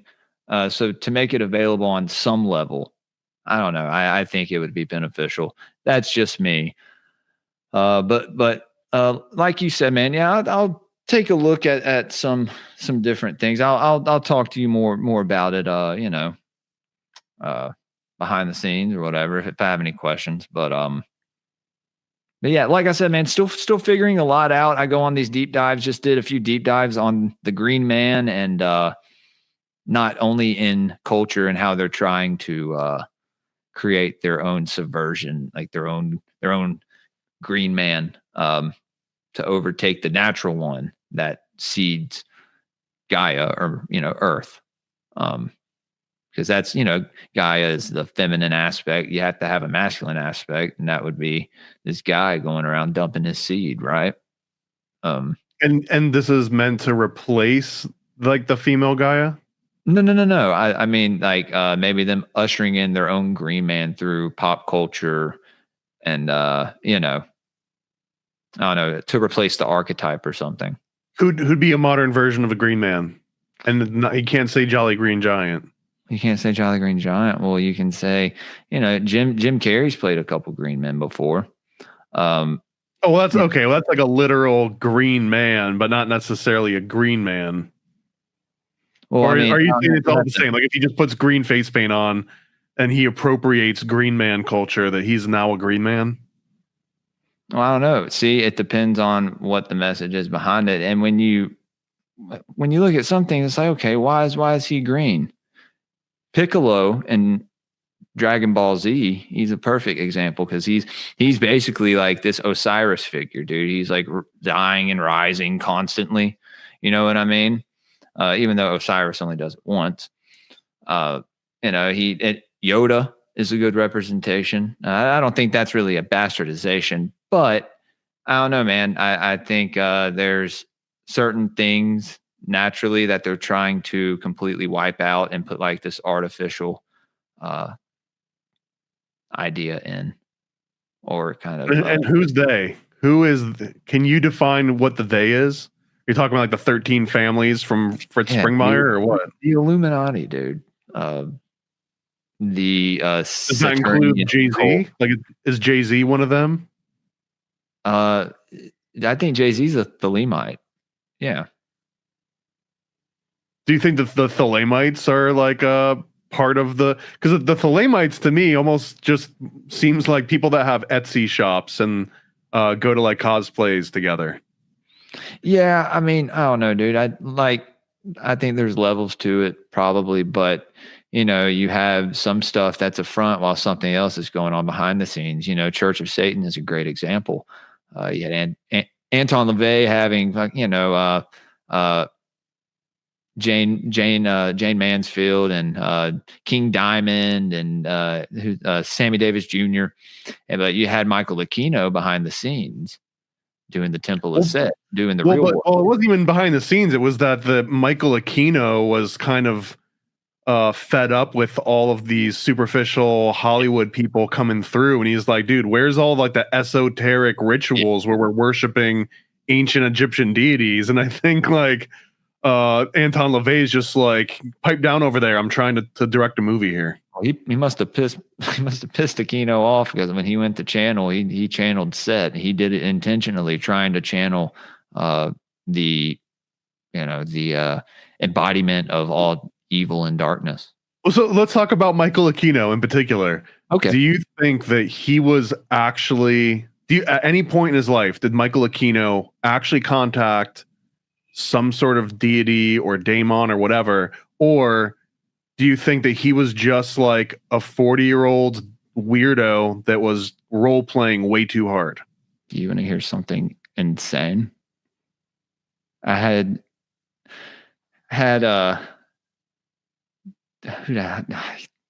dude. Okay, so look, I had Dana Duda on the other night. She has a theory that Aquino is L. Ron Hubbard's moonchild. because apparently he was in the same place when Aquino's mom was in this place, and they knew each other. Scientology is involved, and it's something the process is thrown in. Okay, there. well, let's say all that's true. Does that mean that Aquino was actually talking to real entities and demons?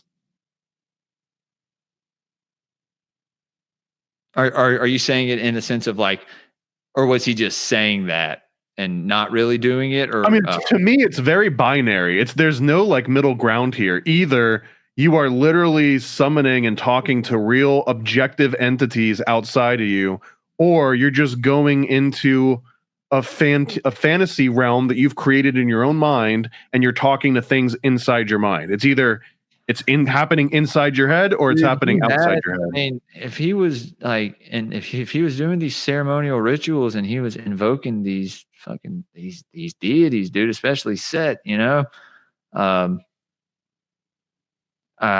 mean, he had Himmler's dagger. He went to Himmler's castle and was able to secure his like dagger he used in his like fuel. Or, you know, whatever. I don't know what they exactly practiced, but in their rituals. And like, so he had these like talismans and these like, you know, these things that he was like, okay. But again, but rules. So, I mean, yeah, dude, I mean, like you said earlier, magic, you know? So do you think he really was doing some kind of real magic versus a guy that's just going around the world collecting expensive trinkets? You have to look at this angle. He did write Mind War, right? So is this his way of saying like it's really all in our heads, and you know, you all can believe that we're summoning demons and doing this and that, you know?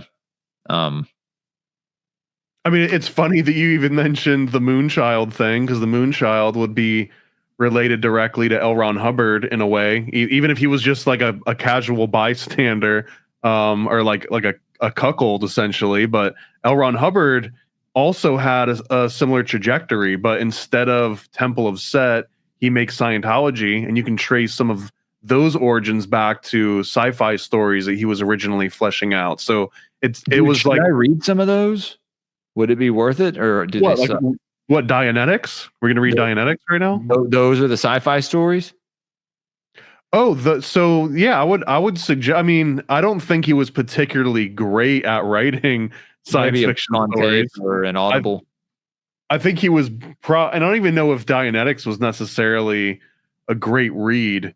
But he was very good at creating a cult and a religion. I think that was his calling, was understanding how to orchestrate and all the administrative tasks to it. Like that was a job that was perfect for that one guy. There was nothing, I guess, running a corporation, but this is almost a level above running a corporation. And I would probably argue that that's a modern version of a tulpa. A modern version of a tulpa would be creating the Walmart Corporation or creating the Disney Corporation, or, you know, Cisco. Much like, larger. These are tulpas. Yeah, dude. Yeah. That's something people do and don't even know, like through the meme magic, dude. You know, and like I said earlier, you know, you go into Slender Man. You know, I mean, he apparently didn't exist. You know, Why do you say apparently? Well, because I think he may exist now.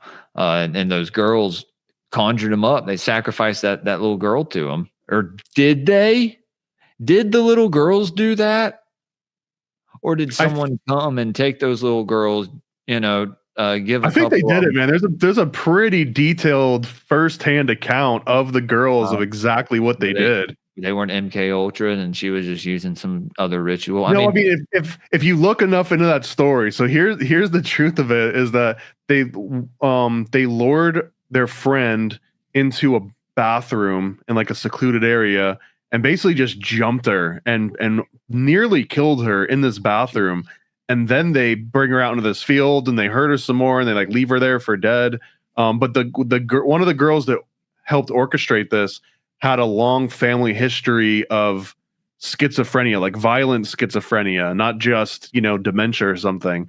And that was maybe one of the explanations, was that this schizophrenic girl came up with this entire thing in her head and then convinced one of her friends that the thing in her head was a real thing.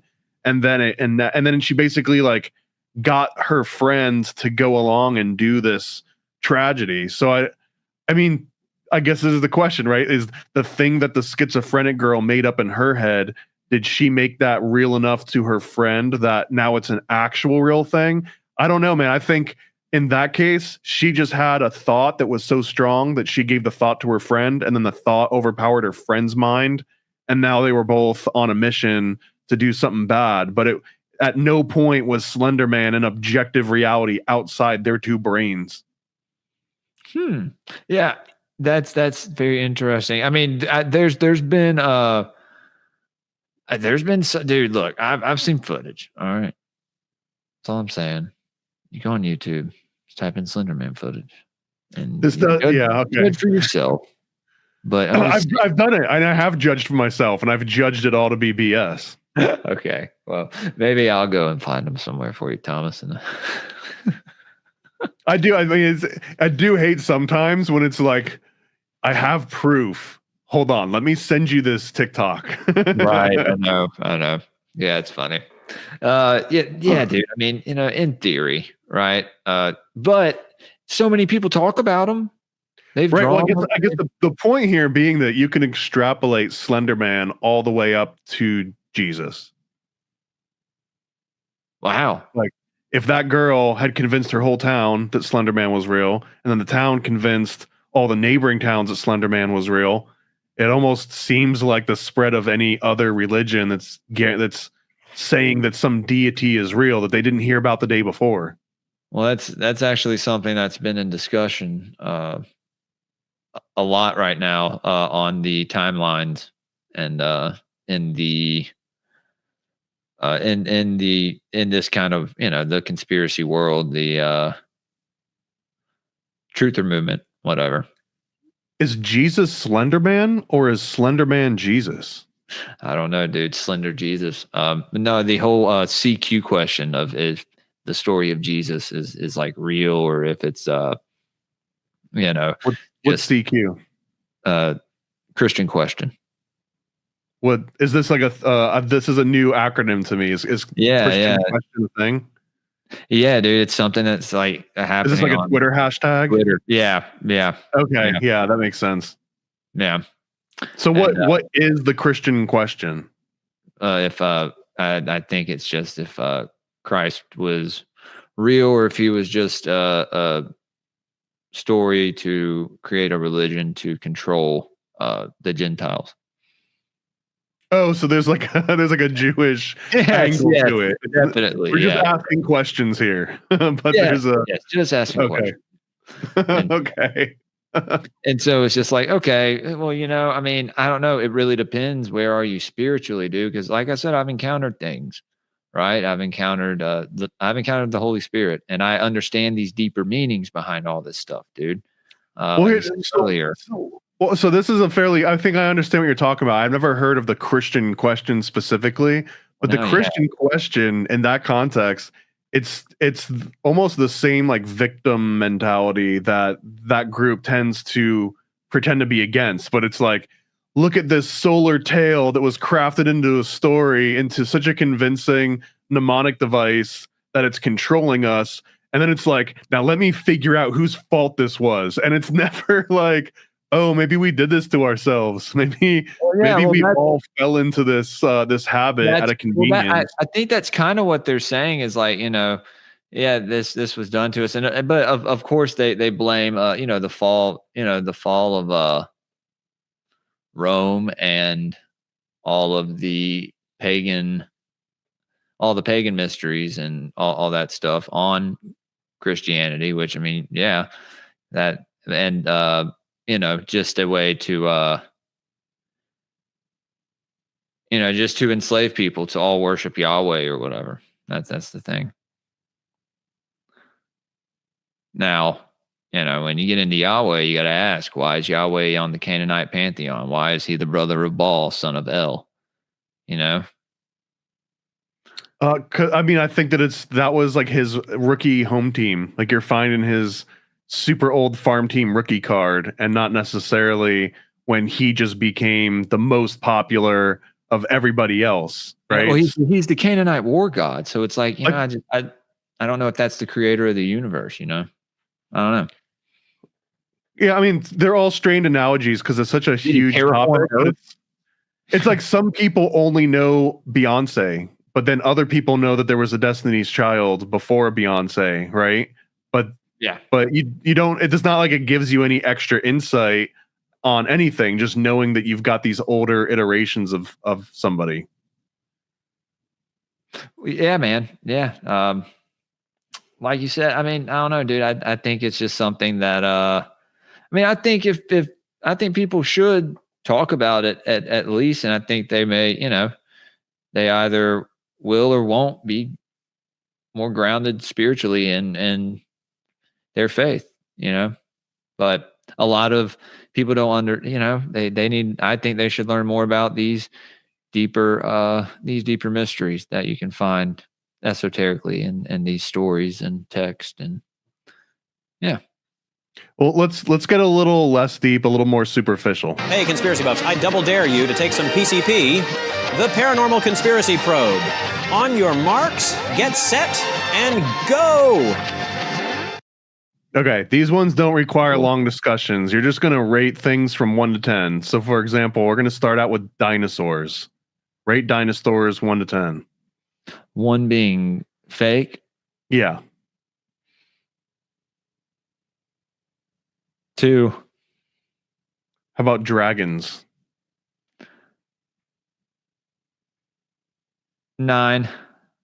So why do dinosaurs get a 2 when there's fossils, and why do dragons get a 9 when there's no fossils? It's because I question what they present to us, and I don't question what has been presented in ancient stories. What is on the Chinese zodiac, and I mean, when you look at some of these dinosaurs, that some of these dinosaurs couldn't have maintained like the same bone structure, and like if anything, they had feathers, right? They were like big ass birds, dude. It's the Jurassic Park angle, yeah. Yeah, that's what I think. But I do believe in dragons, dude, and I think that dragons are even ethereal. They can come in and out of our reality at will. How about rate holy water from 1 to 10? 10. Do you think holy water would work if you stole it?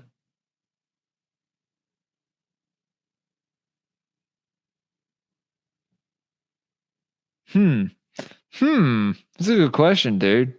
I mean, it really depends on how much you pray. Over that water, how good. Let's say it's holy. Like you go out and you go to whatever denomination that you accept, and they create holy water. You've got it in a container. Oh, wait. So you're talking about the stuff you just go out and get holy water? Well, no, I'm saying if you believe in real holy water exists of any kind, let's say you've got it in a bottle, right? Yeah, but I would have had to.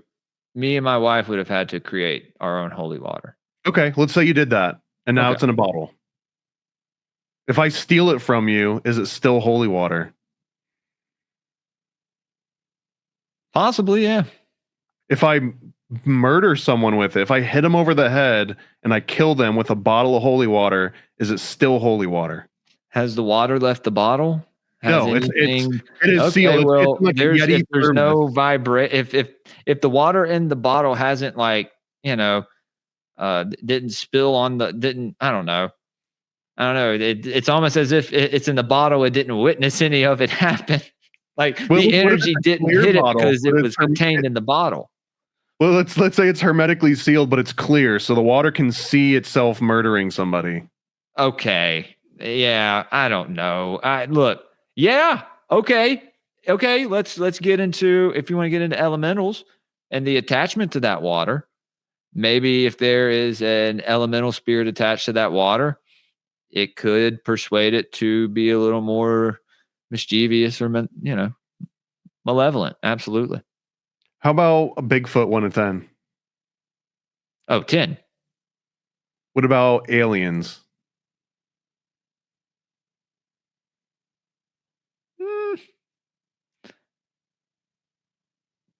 10, but they're not what they tell us. How about chemtrails? 10. How about HARP as mind control? Oh, dude.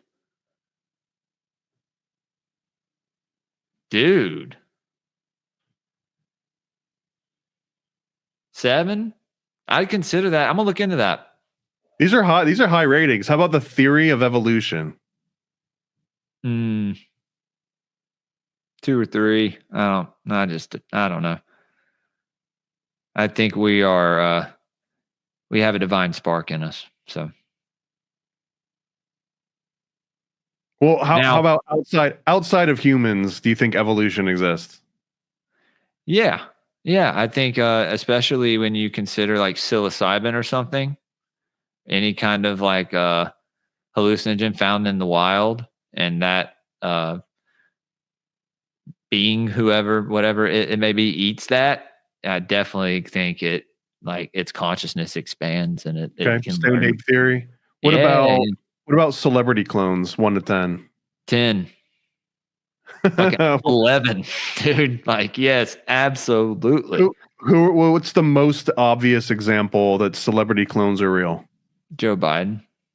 What's the second best example?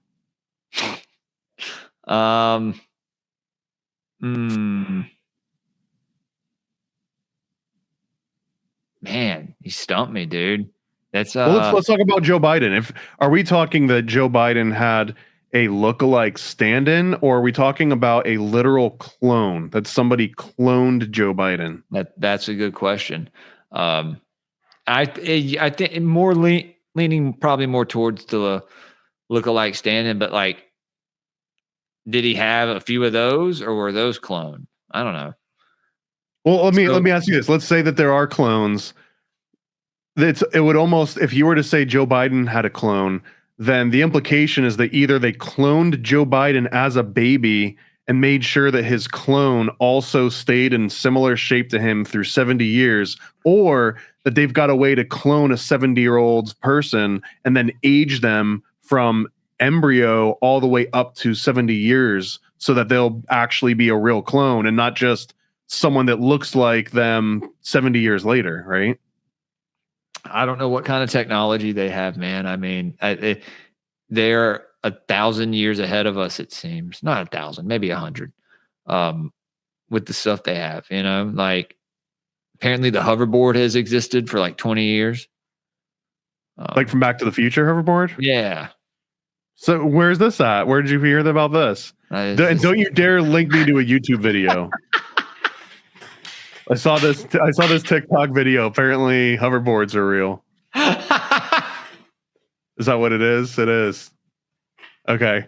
How about frazzle drip 1 to 10? 9. How about the law of attraction or the secret? Either or. What's the context on that? Just this might be pre-COVID. So it was like there was a documentary called The Secret that blew up because I think it was on Oprah's book club at some point in the late 2000s, and I believe it was kind of a lot of people's first introduction to esotericism. And the law of attraction is like attracts like, that if you do something that's similar to the thing that you want, then you'll get the thing you want. Like it'll manifest 10 if you just keep putting. Okay. And I think prayer can influence that. Intention, prayer, perception, these are all things that matter, dude. Where your mind's at. The mental plane. I've learned a lot about the elementals, and how they pertain to not only us and our physical body, our mental body, but the world around us. But they, sylphs being the air spirits pertain to the mental plane, that being the highest or the most outward, right? So emotions. Well, I think emotions are also tied to water, represented by the mermaids or the undines, but it's also, our mental thoughts trigger emotions, right? So that mental being the most important needs to be, it needs to be working properly. And if you don't, you will live in fear of a lot of things. Like the word occult, dude. My mom had a friend that found me and watched me. And I think she found me through you or Doenut even, or no, it couldn't have been you. But she saw me use the word occult in a title, or maybe, I used it, not talking about it in a bad way or whatever. And she quit watching me and told my mom, it's because he's into the occult. And I'm just like, what? Like, what? What the hell? Like, and my mom was like, I don't think she knows what it means. And I was like, no, she doesn't. And my mom knows what it means. I had to explain it. It just means hidden. Well, there were actual public service announcements in the 90s and 80s and 90s that would be shown on TV and given to parents that literally said, like, your child might be into the occult. Make sure your kid's not into the occult. Dude. Yeah. Yeah. Yeah. And look, it's funny because they're playing stuff about Judas Priest while Slayer's back here making South of Heaven. You know what I mean? Merciful Fate's doing Satan's Fall, which is a 12-minute song. It's actually pretty incredible. It talks about like crossing the abyss and all this stuff. It's I haven't looked at it since I've been into the esoteric. That's something we should do, Thomas, as a sound science I don't know, like metal episode. Like just me and you. I'm down for that. People would like that, dude. I've had people ask me like when we're doing them again. I don't think they give a shit if we have a guest, to be honest with you. I'm in for it. It's just another show that we just got to meet up and spend another few hours doing during the week. Maybe we can talk. Maybe we can sit down and talk about it sometime if you have some time, and we can plan out the future. Maybe. The show, not just of metal music.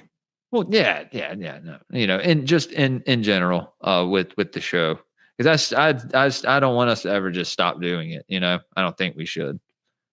Well, there's no plans on stopping. We got plenty of people that hang out. They'll come and join the early YouTube stream, and then we bump it over to Rumble again. So there's something about jamming out with other people, dude. It's like something you share with them. It's a energy connection, man. I swear. Like it's something that, you've encountered it throughout your life, and me growing up playing music. It's like, that feeling you get when you're at a show or whatever, and everyone in the crowd is, either moshing or headbanging or stage walking or head diving, head walking, whatever.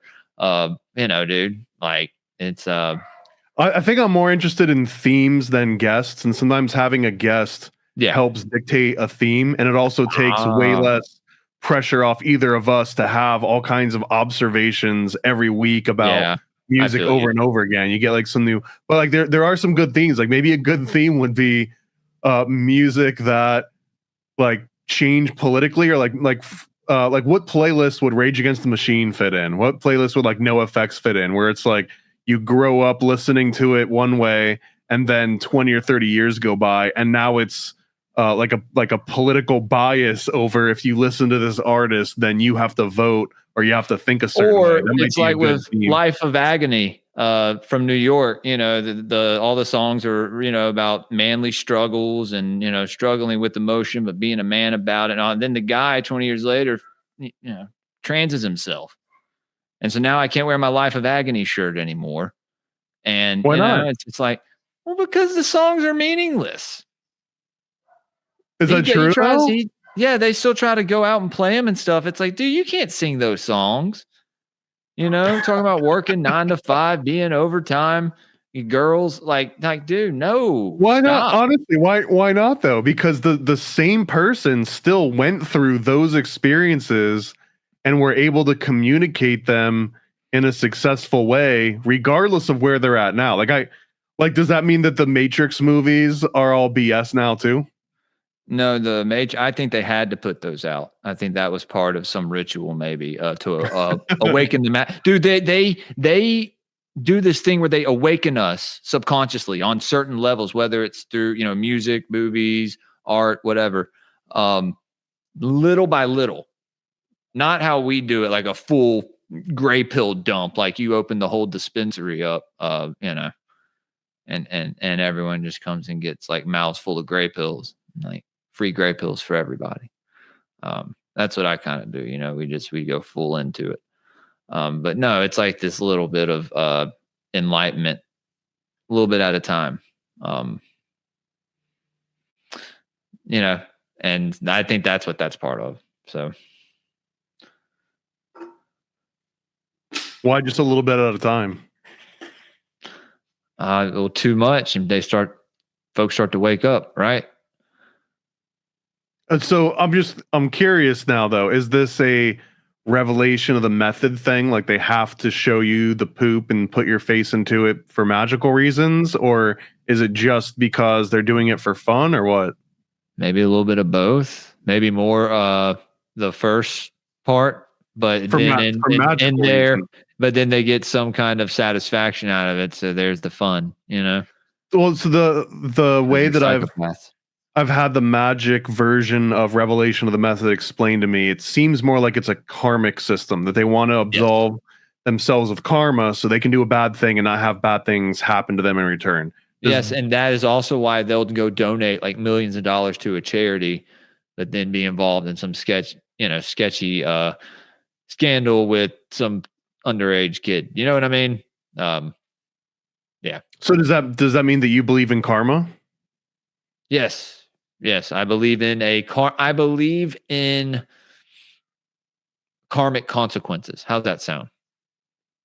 Not very good to a Catholic, because I believe in absolution, which means that I can murder as many people as I want, and as long as I get my last rites read to me and if I get forgiveness right before I die, then I don't have to necessarily deal with the karma in the same way. Now, I think if you go out there and you are protecting your people, your community, your family, and you have to commit acts of violence, I think that that you die with honor. You know what I mean? I don't know. I mean, yeah, I know what you mean. I don't know if I necessarily agree, because let's say that just out of happenstance that you have to be the person that goes out and protects and has to like kill people for honorable reasons. But that individual could also just be Patrick Bateman. That person doing it could be it's like, where is that person mentally? I guess that would have to be like if someone was stoic about it though, and at the end of it was like, damn, that was crazy, but I had to do it, and then lived the rest of their life and then died later on. Like, you know, I don't know. I think that would affect I don't think it would affect them. I don't think it would negatively affect them. So now, I mean, we're just doing thought experiments here. I don't have like an agenda. No, I love this, dude. But I'm just thinking too, though, like that same guy, does that mean that if he was out there having the time of his life, he's like, man, I love slitting these throats. I love putting necklaces of ears around my neck. I can't believe I'm getting paid to do something that I love so much.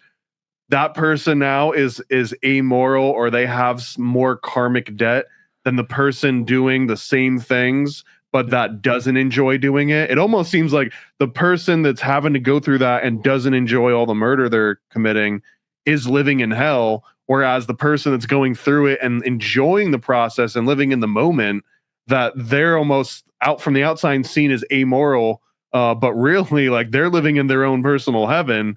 So that, I don't know, is like is there a karmic debt to pay? Like when that guy is goes that to the gates, they're going to be right? like, they're like, bro, you were having way too much fun back then. Like now you're gonna have to pay now some you gotta sort pay of the consequences. Yeah. No, yeah, man, there may be something to that, dude. Maybe there is some kind of rite or ritual that you go through to cleanse yourself. Like, yeah, but you know, confession. I don't know. I think that's just something that they give to us. Like, yeah, here you go. This is what you get. You know, I think it's good to confess your sins. I think that's good. Now you got to watch out. You never know who's like a, Jesuit agent. I know you said you're a Catholic. I need to be careful. Well, you're the Jesuit agent from all the comments. Hey, man, no. I mean, I don't even understand. What is the insult about being a Jesuit? I don't really care. I've been called it so much now it doesn't matter. But what would even let's say that somebody was offended by being called a Jesuit. isn't that only Because then I'm offensive? compromised, right? Because then I'm compromised. Then I'm cooked. Then I'm Illuminati confirmed. You know. I don't know. I don't understand. I honestly don't understand that, because the Jesuits are the ones that compromise other people. They're the ones that work themselves into an institution and make it bend to the will of the Catholic Church, essentially, right? Or at least the old school Jesuits. So, or at least to like their specific little I sect. don't know, man. I'm not That- trying to bend any wills. But you know, yeah, no, I don't know. I don't know. Well, you said like the offense would be that if someone calls you a Jesuit, it means that you're compromised. But that means like that you've been compromised by other Jesuits and that you've been put into this high position of power that you're in. I mean, someone saying Jesuit? that, like, hey, you know, you're not being truthful about what you're saying. You're compromised. You're a part of this secret society, you know, and that's not. Yeah, no, that's not true. I think we all know that's not true. I think it's more believable that I'm your apprentice than that being true. But you know. I mean, I feel like the Jesuits would just represent academia. Anyone at all that goes through an academic system is indirectly affected and shaped, like literally manipulated and shaped by the Jesuit system. So we're all So aren't we Jesuits all? then? If Aren't you we went to kind of school? all? Unless you dropped out in second grade, then yeah, I think that you're kind of a Jesuit, or maybe not. Maybe that's the reason Why is the why. second grade? Why is the second grade? Well, because if you get to the third grade, then you're fully into the system. You've been through the first three degrees. That's funny you say that, because second grade is usually 7 years old, and that's when most clairvoyancy is cut off if it's not accessed by certain children. So Right, and then funny. you get to the third degree, which is the third grade.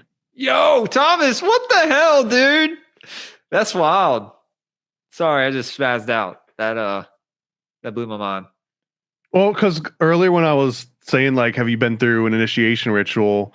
Even if you don't realize it, guarantee you that if you got picked on in middle school, that was a hazing ritual. That was an actual institutional hazing initiation, right? And Yeah, dude. instead of having black kids in the bathroom.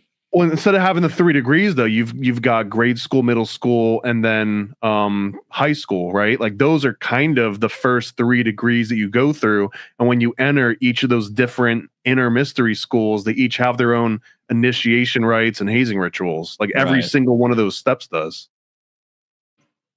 Yeah, that makes sense. Is most of society like that? I would assume that it's fractal. Right, so that if you've got an initiation secret mystery school, right, then the fractal nature of everything would mean that corporations would follow that, clubs would follow that, family dynamics would follow that. That it's just the same exact pattern that's Kinda being all set up repurposed under by the same structure, right? Okay. I guarantee you now I'm going to notice it more. Well, yeah. So that's the Jesuit teaching for the day. If anyone wanted to get their 100% daily recommended dosage of Jesuit philosophy. I appreciate it, brother. Well, let's do plugs. We already plugged the hell out of Sound Science, so you can go on Rumble and find Sound Science. Maybe we'll link a playlist or something in the comments if we remember. But you also got your own podcast. You go on a whole bunch of other podcasts. You've got a Patreon. You've got all kinds of, like, what other projects you got going on? Do all your plugs. All right, man. Well, we're putting a pause on Elohim etymologies right now with Adrian. He is expecting a kid, so we love him and we await his return in the spring, hopefully. So I'm putting that show on a hiatus, but I am coming back to it because I think when I do come back to it, I will have a whole different, like, I'll have a whole new facet of knowledge, like, to add to it, so I'm stoked for that. I do a show called Rustic Gods with Headless Giant. That's tomorrow. I think I'm doing it tomorrow. We usually do it every week. It's just us talking about, he's a Hellenistic pagan. And so he's real big into the Greek gods. And so learning, like I said, learning from that point of view is very interesting for me. Like I already know what I first thought of them as fallen angels and all that. But when you learn about like a little deeper into what they represent, it's kind of like, wow, I don't know. It's different. The pantheons, the Semitic pantheons are very different than the European pantheons. I've noticed that too. Some of the symbolism is the same. It kind of carries on through Egypt, but the further north you get, I guess it kind of changes. Because the Draughts came from Scandinavia, I think, originally. The Druids, which just meant oak. But anyway, plugs. So, and then I have, I was going to say, I have a couple shows next week. I don't know when you're going to put this out. So, you can book with me on calendly.com/greypilledpodcast. I finally got one of those set up. So, should I just put a link to your Calendly in the description? Anyone that wants to come on can just click it. Yeah, dude. Okay. Yeah. And so, there's that now. So, I have a few shows the next few weeks. Besides that, man, I'm, trying to think. My wife, she's doing Babylon, and I'm also, trying to start something. Well, I have Esoteric book review that we do on Patreon. That's every Saturday. And, I did a total, an analysis of Twin Peaks, that was on Patreon as well. We did the last few episodes publicly, but most of it was on Patreon. Been wanting to do that for a while. So finally did that. Been talking about that since day one. I should have talked about that. Something that'd have been cool.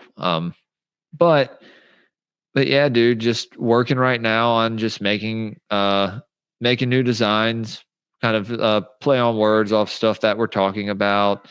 And, I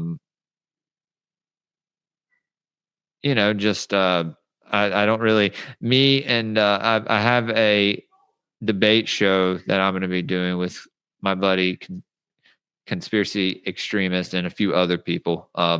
I think we're going to be doing it. We were talking about it. I don't know. I quit doing my Sunday night show.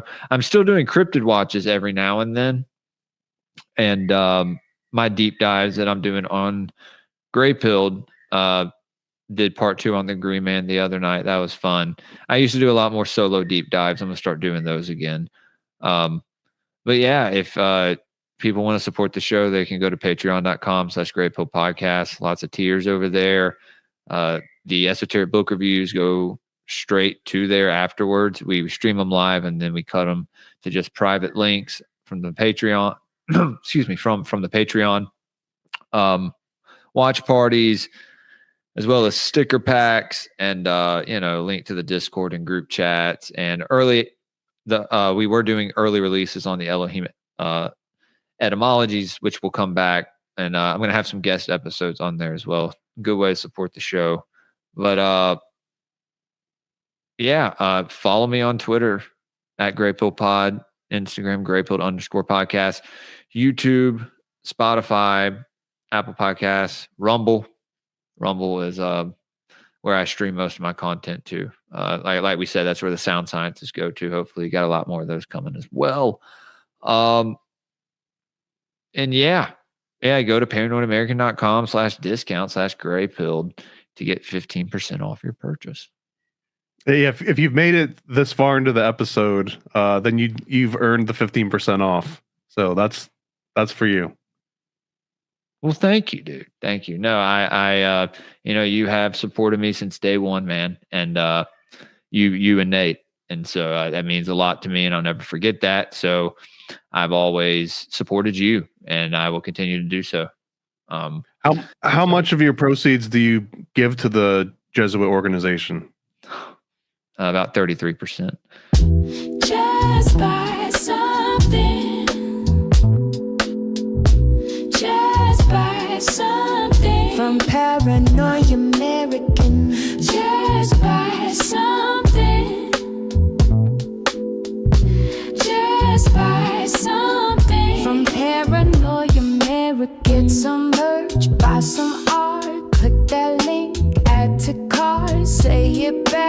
need that print. Nod your head, give consent. Buy a comic, 3 or 4. Think this thought, I want more. Buy a sticker from the store. Think this thought, I want more. Just buy something. Just buy something from Paranoid American. Just buy something. Just buy something from Paranoid American. Paranoid. Yo.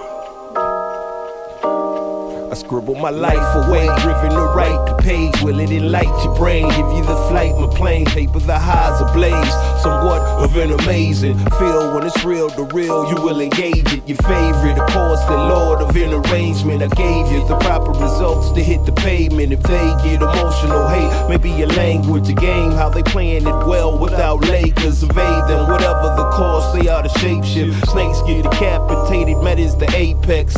Execution of flame you out, nuclear bomb distributed at war, rather gruesome for eyes to see. Max them out, then I light my trees. Blow it off in the face, you're despising me for what though? Calculated and rather cutthroat. Paranoid American must be all the blunt smoke for real. Lord, give me a day away, vacate. They wait around to hate whatever they say. Man, it's not in the least bit. We get heavy rotate when a beat hits, so thank us, you're welcome. Fuck the niggas for real, you're welcome. They ain't never had a deal, you're welcome. Man, they lacking appeal, you're welcome. Yet they doing it still, you're welcome.